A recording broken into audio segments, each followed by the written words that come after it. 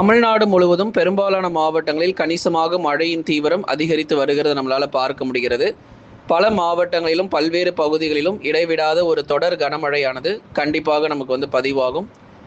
ஒரு சில மாவட்டங்களில் கனமழையும் ஒரு சில மாவட்டங்களில் மிதமானது முதல் கனமழையுமாக பதிவாய் கொண்டிருக்கு. ஏற்கனவே கடந்த நாட்கள் முன்பதாக நம்ம அறிவித்த தேதிகள் தான். ஏதோ புதுசா நம்ம மழை வருகிறது அப்படிங்கிறதுலாம் நம்ம எப்பயுமே சொன்னதே கிடையாது. எந்த மழை எந்த தேதியில தொடங்குறதா இருந்தாலும் முன்கூட்டியே அதற்கான தகவல் நம்ம கொடுத்துருவோம். கடந்த நீண்ட நாட்களாக இந்த ஜூலை 17, 18, 19, 20 தேதிகள் நம்ம சொல்லிக்கிட்டே தான் இருக்கிறோம். தினந்தோறும் வானிலை அறிக்கை கேட்குறவங்களுக்கு கண்டிப்பாக தெரிஞ்சிருக்கும். அதே போலவே நேற்றைய தினங்களில் பார்த்துருப்பீங்க, சரியாக நம்ம நேரம் முதற்கொண்டு போட்டிருந்தோம். மாலை நேரங்கள் 4 மணியிலிருந்து அப்படின்னு சொல்லி நேரம் முதற்கொண்டு நம்ம போட்டிருந்தோம். அதே மாதிரியே சரியாக நேற்றைய தினங்களில் மாலை நேரத்திலிருந்து மழை தொடங்கி ஒரு சில மாவட்டங்களில் இரவு வரைக்கும் மழை பதிவாயிருக்கு. அதில் 5 சென்டிமீட்டர், அதுதான் நம்ம சொன்ன அளவு தான் மழை வந்திருக்கு. ரொம்ப அதிகமாக கூட மழையெல்லாம் கிடையாது. 3 சென்டிமீட்டர்லேருந்து 5 சென்டிமீட்டருக்குள்ள மழை பெய்யும். பெரும்பாலும் 1 சென்டிமீட்டர் 2 சென்டிமீட்டர் இந்த அளவு தான் மழை இருக்குங்கிறதையும் தெளிவாக நம்ம சொல்லியிருந்தோம். அதே அளவு தான் மழையும் பதிவாயிருக்கு. அப்போ பாருங்க, இனி வரும் நாட்கள்ல இனி எங்கெங்கெல்லாம் நமக்கு கனமழைக்கான வாய்ப்புகள் இருக்கு அப்படிங்கிறத மிக தெளிவா நம்ம பார்க்கலாம். தயவு செய்து ஒவ்வொரு நாளும் வானிலை அறிக்கை கேளுங்க. அப்பதான் என்னென்ன மாற்றங்கள் வானிலை நடக்க போகுது. இப்ப அடுத்து வரும் நாட்களில் தென்மேற்கு பருவமழை மறுபடியும் தீவிரமாக போகுது. கேரளா, கர்நாடகா, மகாராஷ்டிரா, மத்திய பிரதேஷ், பீகார், சத்தீஸ்கர், ஒரிசா, மேற்கு வங்கம், அதுக்கப்புறம் இன்னும் பல்வேறு மாநிலங்கள்ல தென்மேற்கு பருவமழையினுடைய ஆட்டத்தை தொடங்க போகுது. வட மாநிலங்கள், அதாவது குறிப்பா இந்தியாவில் இருக்கக்கூடிய வட மாநிலங்கள்ல ஒரு மிகப்பெரிய ஒரு வெள்ளப்பெருக்கு காத்திருக்கிறது. இது போன்ற நிகழ்வுகள்லாம் நிறைய நடக்க போகுது. அதே மாதிரி தமிழ்நாட்டிலும் மழை சில மாவட்டங்களில் தீவிரமாக இருக்க போகுது. அதனால தொடர்ந்து வானிலை அறிக்கையை கேட்டு பயன்பெறுங்க. முழுமையான வானிலை அறிக்கை நம்ம கேட்கலாம். கடைசி வரை கேட்டு பயன்பெறுங்க. தொடர்ந்து லைக் பண்ணி சப்போர்ட் பண்ணுங்க. ஸ்க்ரீனு கீழே தெரியக்கூடிய அந்த லைக் பட்டனை மறக்காம கிளிக் பண்ணி சப்போர்ட் பண்ணுங்க. நண்பர்கள், உறவினர்கள் தெரியப்படுத்த ஷேர் பண்ணி பாருங்க. தமிழ்நாடு முழுவதுமாக அடுத்தடுத்து வரக்கூடிய நாட்களிலும் தொடர்ந்து வெயிலுடைய தாக்கம் எப்படிங்க இருக்க போகுது. ஏன்னா இதுவரைக்கும் எங்களுக்கு வெயில் குறையவே இல்லைன்னு சொல்லி தென் மாவட்டத்திலேருந்து நிறைய பேர் சொல்லியிருந்தீங்க. நேற்றை கூட மதுரை மாவட்டத்தில் 40 டிகிரி செல்சியஸ் வெப்பநிலையானது பதிவாகி இருக்கிறது. ஒரு பக்கம் வட தமிழ்நாட்டில் பல இடங்களில் மழை கிடைத்தாலும் தென் தமிழகத்தில் நேற்றைய தினங்களிலும் பல இடங்களில் வெயிலுடைய தாக்கம் மிக அதிகமாக தொடர்ந்து நீடித்தது. மழை கிடைக்குமா அப்படிங்கிறதா தொடர்ந்து கேள்விகளாக இருந்தது. நிச்சயமா நம்ம பார்க்கலாம். வெயில் தீவிரமாகி வந்த நிலையில் தற்பொழுது வானிலையில் சற்று மாற்றங்கள் ஏற்பட்டிருக்கிறது. ஏற்கனவே அறிவித்த தேதியிலிருந்து மழை பொழிவு தமிழகத்தில் தொடங்கி இருக்கிறது. நேற்றைக்கு மழை வரும் சொல்லியிருந்தோம். ஒரு 16 மாவட்டங்கள்ல மழை பொழிவு தொடங்கி இருக்கிறது. லேசான மழை, மிதமான மழை எல்லாம் சேர்த்து பார்த்தா ஒரு 16 மாவட்டங்கள்ல நேற்றைய தினங்கள்ல மழை பதிவாயிருக்கிறது.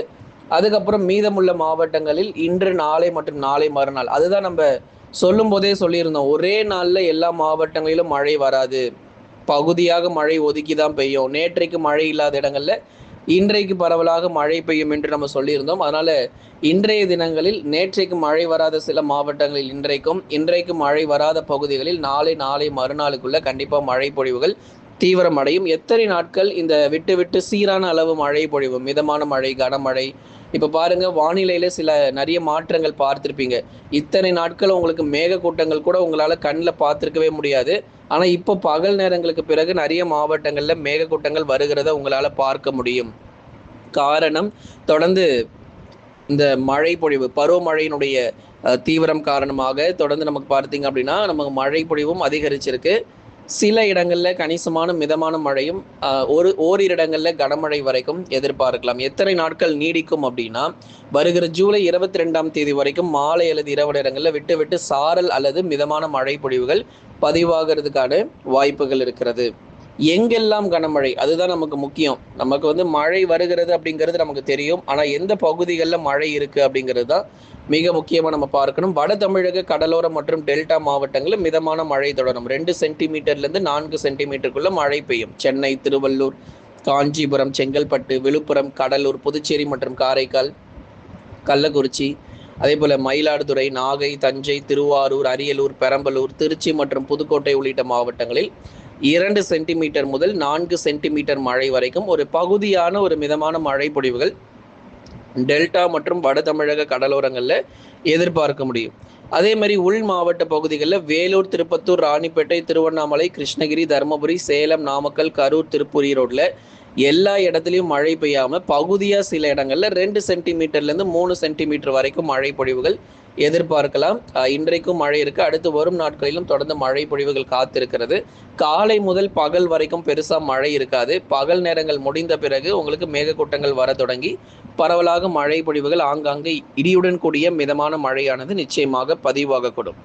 அடுத்ததா தென் மாவட்ட பகுதிகளில் கொஞ்சம் ரொம்ப மழை குறைவாக தான் இருக்கு. ஆனாலும் பகுதியாக லேசான மழைக்கு வாய்ப்புண்டு.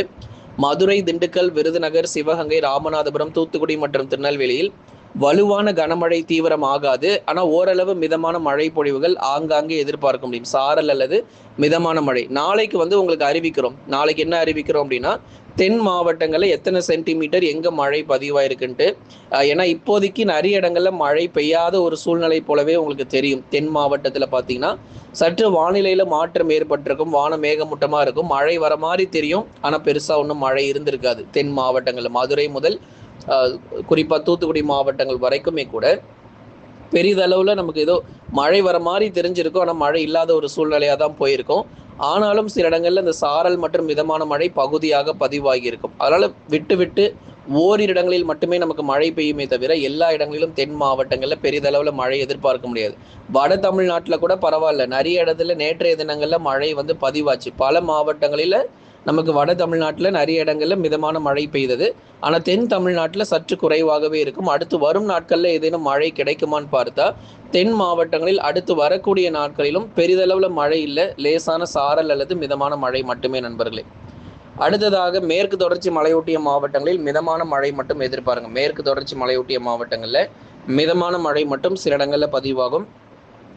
மலை பகுதிகளில் மிதமான மழையும், நகர பகுதிகளில் வானம் ஓரளவு மேகமூட்டமாக இருக்கும். தேனி, தென்காசி மாவட்டங்கள்லாம் வானம் மேகமூட்டம் தான். பெரிதளவு மழை தீவிரம் இருக்காது.